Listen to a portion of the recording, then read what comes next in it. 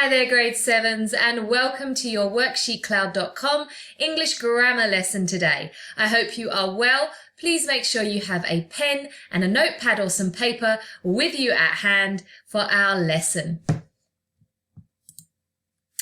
Okay, and a quick reminder of our email address is grade7@worksheetcloud.com.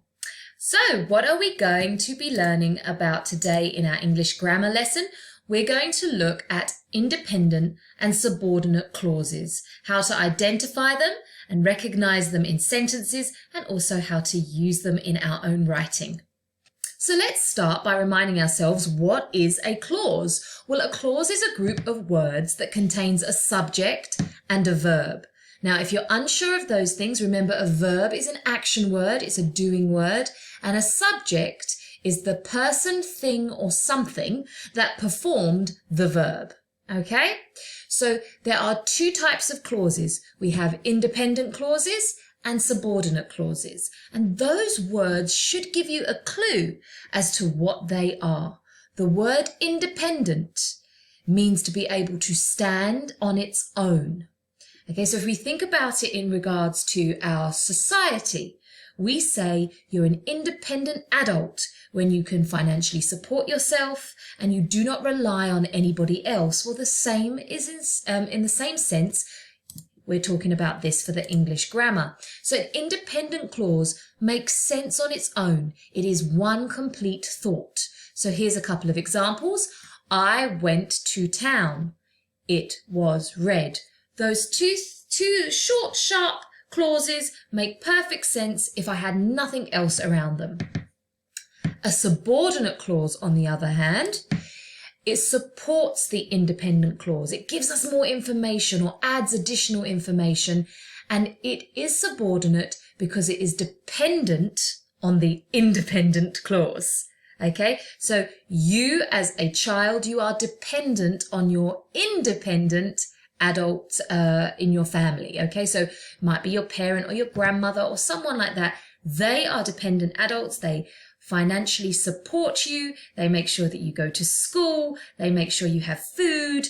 So you are dependent on them, and it's the same situation here. So look at this first example. After the storm cleared. Well, after the storm cleared cannot be on its own and make sense. But if I had I went to town after the storm cleared, that makes sense as one whole complete thought. It's one sentence then if I took away that full stop there. Yeah? So because he didn't like chocolate makes no sense on its own. But if I had an independent clause before it, it makes sense. Okay? You understand? So that's what an independent and a subordinate clause are. So let's look at how we are able to identify them in actual writing. So you might come across a subordinate clause at the end of a sentence. Here is an example. She went straight home after school because she needed an early tea. Here is my independent clause. She went straight home after school. And here is my subordinate clause, because she needed an early tea. So this one can stand alone and makes utter sense without any other information. This one depends on that one in order to make sense. So that's where you can have it at the end. So just to show you how that would look grammatically. So remember, I've just put it up here so to help you remember. A main clause gives the main point. A subordinate clause provides extra information. So let's have a look at how that looks. He did not hunt because it was raining. So can you spot the subordinate clause? There we go. The main clause is the main point. He did not hunt. The subordinate clause is because it was raining. So this is extra information that makes sense because of the main clause. And this in the middle here is very important. This is what we call a subordinate conjunction. Okay, and this conjunction shows the relationship between the two clauses. And we're going to learn a little bit more about those as we go on through this lesson. So that's how a subordinate clause can come at the end of a sentence, but it also can come at the beginning of a sentence. So here we have an example. Like a bullet speeding through the air, he ran through the door. So he ran through the door is the main clause. It makes utter sense all on its own, and it is the main point of the sentence. Like a bullet speeding through the air is my subordinate clause. It only makes sense with the main clause attached to it. Okay? So how do we structure it so that that occurs at the beginning of a sentence? Here's another example. As the sun was setting, the tiger stalked her prey. So I have a subordinating conjunction as well as I did last time, but this time it's at the beginning of my sentence. So do you remember in the last one, because joined the subordinate clause at the end of the sentence? Now I have a subordinating conjunction as to start my sentence. As the sun was setting, there's my subordinate clause. And the main clause comes after, the tiger stalked her prey. This time I've got one also very important point of punctuation, which is I have a comma used to separate it, the subordinate clause from the main clause there. Okay? And then we can also have it where we have a subordinate clause in the middle of a sentence. So here's an example. My brother Richard, who lives in Australia, is coming home for Christmas. So there's the extra information. And if I took everything else away and just had who lives in Australia, it doesn't make any sense on its own. But if I add in the main clause, my brother Richard is coming home for Christmas, it now makes sense. So how do we structure it? So here's another one. The tiger, who was ravenous, stalked her prey. So I begin the main clause here, I end the main clause there, and here's my subordinate clause in the middle, who was ravenous. And I put in 2 commas on either side to show that I have embedded the subordinate clause. So there you go. You now know the 3 ways in which you can see a subordinate and an independent clause in a sentence. So just let's recap quickly. The first one, the subordinate clause comes at the end. I have the conjunction, the subordinating conjunction, to join my 2 clauses. So she went straight home after school, main clause or independent clause, because she needed an early tea, subordinate clause. I can have the subordinate clause at the beginning, like a bullet speeding through the air. He ran through the door. So there's my subordinate clause. I still have a subordinating conjunction, like, but now at the end of the subordinate clause, I put a comma before the main clause. And then the third way is when I pop the subordinate clause in the middle.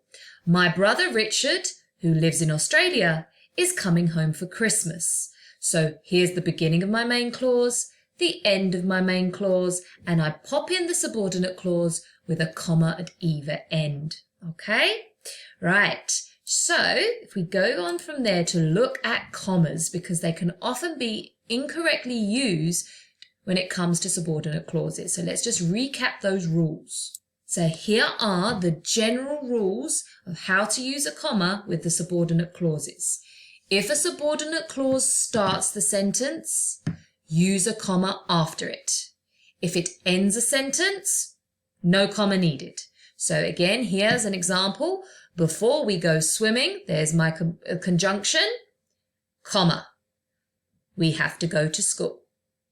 Here it is at the end. We have to go to school before we go swimming. There's my conjunction. This time there is no comma required.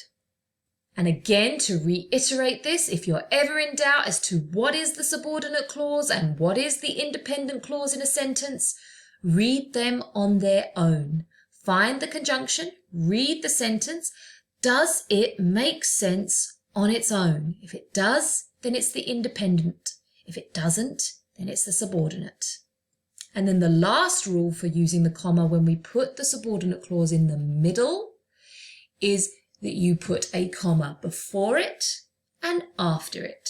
So I always say to my students, if you can put a parenthesis, which is a posh word for brackets, if you could put brackets around your clause, then it needs commas. So tomorrow morning, when the clock strikes 9, school will begin. So if I took out that clause, tomorrow morning, school will begin, the main clause makes sense on its own. Now when I pop in the subordinate clause, when I embed it, I have to make sure I sandwich it with a comma at either end. Okay, so as I mentioned, one of the quickest ways of spotting a subordinate clause is by looking for the subordinating conjunction.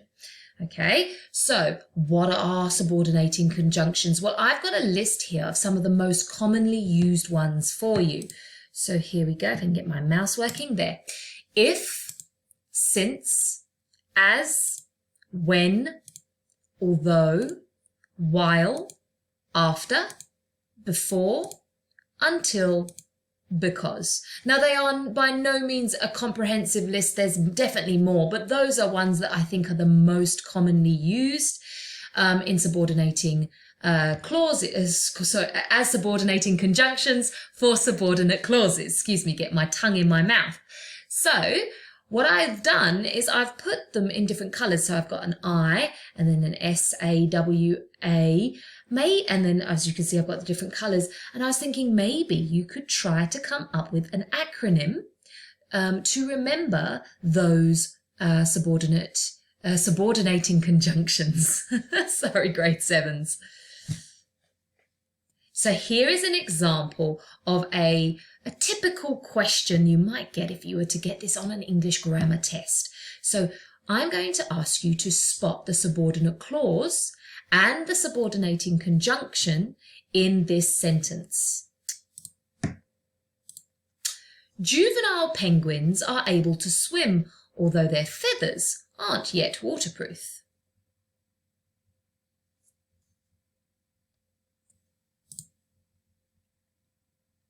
Okay, have you done that? Have you spotted it? Right, well, there is our subordinate clause, although their feathers aren't yet waterproof. Okay, because that makes no sense on its own. Juvenile penguins are able to swim is the independent clause. And can you spot the subordinating conjunction? There it is, although.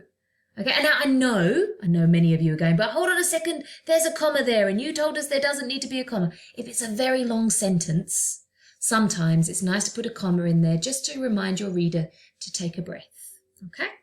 Right, let's have a look at another example. The Boy Scouts sang around the campfire until it was time for bed. So where's the subordinate clause? Hopefully you've spotted it. There it is, until it was time for bed. So where's the subordinating conjunction? There it is, until. Hakeem could win the talent contest if he improved his juggling skills. There we go, it's another ending subordinate clause there, if he improved his juggling skills. And there is my subordinating conjunction, if. So just remember, though, that those subordinate clauses don't always come at the end. They may come at the beginning. So if I take this original sentence that we had, juvenile penguins are able to swim, although their feathers aren't yet waterproof, and I flip it around, although their feathers aren't yet waterproof, juvenile penguins are able to swim. I still have my subordinate clause. It's now at the beginning of the sentence. I still have my subordinating conjunction. It's at the start of the sentence. And now that comma is needed. So let's see if you are able to swap these sentences around so that the subordinate clause goes to the beginning.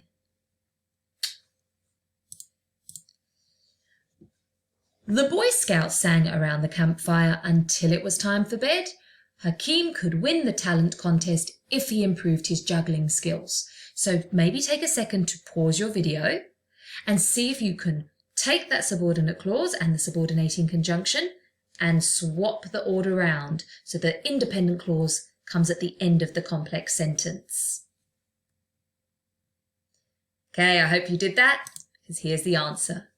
Until it was time for bed, comma, the Boy Scout sang around the campfire. If he improved his juggling skills, comma, Hakeem could win the talent contest.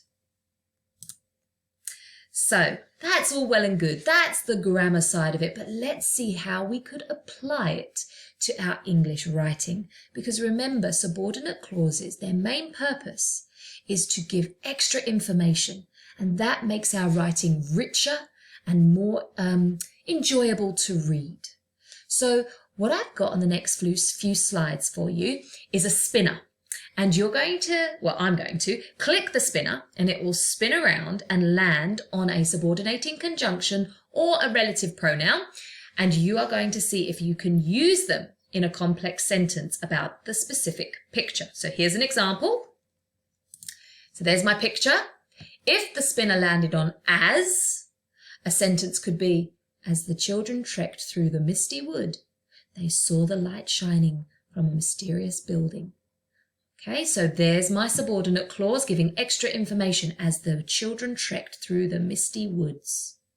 And here is my main clause. They saw a light shining from a mysterious building. Okay, so now your turn. So here I've got a picture. There's my lion. Let's click the spinner and see what we land on. Which. How are you going to use that in a sentence to describe that picture? Take a second, pause your video, and I'll give you my example in a minute. Okay, so this is my example using the word which. The male lion, which sat grooming itself, was tired after the hunt. So can you spot my subordinate clause? There it is, which sat grooming itself.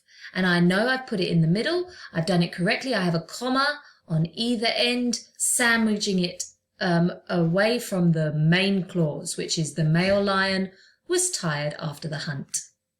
Okay, here's my next picture. Which word are you going to get? Because. See if you can come up with a sentence where the subordinating conjunction is because. Here's what I came up with. Because the T-Rex was chasing the car, I feared for my life. So now I've taken the subordinate clause and I have started my sentence with it. Because the T-Rex was chasing the car, I feared for my life. The I feared for my life is my main clause. I have the because, the subordinating conjunction starting my sentence, and a comma to separate the two clauses. Okay, let's do one last picture. Here we go. I'm going to click to spin. If. What sentence, complex sentence, can you come up with where the subordinating clause is using the word if? Okay, so here's my very boring one. I'm sure you came up with much better sentences than I did. I had, I love to swim if the weather is nice. Okay, so here, I love to swim is my independent clause. If the weather is nice is my subordinate clause. And there is the if, which is my subordinating conjunction. So this time I've got the subordinate clause at the end of my sentence. So there you have it, grade 7s.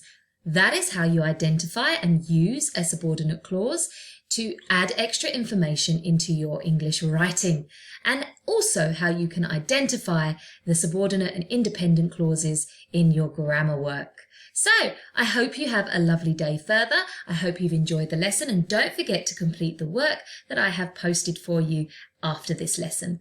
Goodbye, grade 7s.